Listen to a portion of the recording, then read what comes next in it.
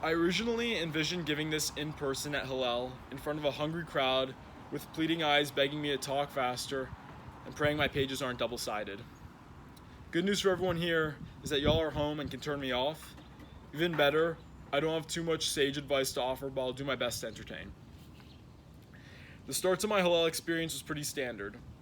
As a freshman at Hillel, I wasn't too involved, and my attendance was largely due to pestering calls from my mom to meet a nice Jewish girl and the occasional Chinese food served. My obsession with B-play quickly removed the latter of the motivations, and with it, I took a few-month hiatus. I went to Jewish day school for like 13 years, so I figured I'd have fulfilled my obligations of being a Jew. Oh man, was that a bad way of thinking about it. Since the average human attention span is like 45 seconds and I'm right around that point, I want to make this perfectly clear. This is not a good way of thinking about it. Hillel is so much more than just a Jewish obligation. Back to my story. Next time I came to Hillel was midway through my second year. I, as many of us overachieving Bruins love to do, especially those applying to law or medical school, wanted to get more involved in volunteering, and I reached out to Hillel to restart the Call for Hunger chapter. I remember my first meeting with Ben Greenberg like it was yesterday. I told him I wanted to start selling challah on Bruin Walk and was anticipating over 100 challah orders at our first bake. He laughed and said although those numbers might be a bit ambitious, Hillel would be there for me. Side note, he was right. We sold like 15 challah and half of them were to my grandmother. But it was the next thing he said that really left and still has an impact. Hillel would always be there to support me. For the past 2 years, sans evil coronavirus, they have provided a place for us to host challah bakes. Provided, I kid you not, every single challah baking material we have used, and given Call for Hunger a community in which it could flourish.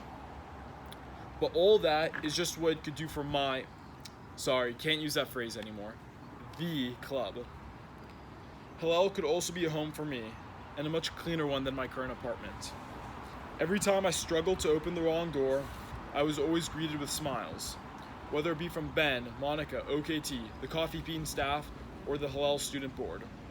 They were always looking to have a conversation, and even in my worst moods, going to Hillel would always brighten my day. I began coming to Shabbat dinner again, and realized these events were more than just eating and looking for a date. Nearly every time I went, I not only got to spend time with friends while singing the songs that have been imprinted into my brain from Hebrew Day School, but I also got to meet someone new. Hillel was the ultimate connector. At the dinner table, whatever differences there may have been, whether it was year or age or even religion, all of that melted away. And honestly, I left the spot blank in my notes because I couldn't really think of the word, but let's just say it felt right.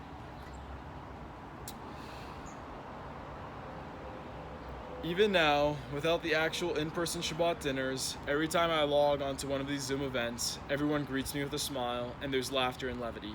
And of course a text from Jesse in all caps saying, OMG, you actually came. Even now, as a graduating senior who's stuck in quarantine, I'm still learning about the amazing events that Hillel provides to allow us to remain connected.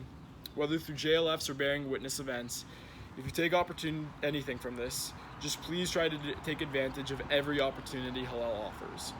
They're so incredible. Even if you already are, be that annoying friend that pushes all your other friends to be more involved. Those were Bernat, Jesse, and Karlin for me, and I thank them deeply for that. To Ben, Monica, OKT, and the rest of Hillel staff, thank you for providing me with a platform to make a difference at UCLA. The memories of Call for Hunger and all the burns will be with me for the rest of my life, and I'm ridiculously grateful. And thank you to you, who's taking a few minutes of their day to listen to me ramble. That shows you're already more involved than Hillel I was a few years ago and already taking my advice. I'm not really great with ending speeches with funny jokes. That's more of Davin's thing. So I guess the only unique thing for me to say at the end of my senior speech is this: does anyone want to buy some challah?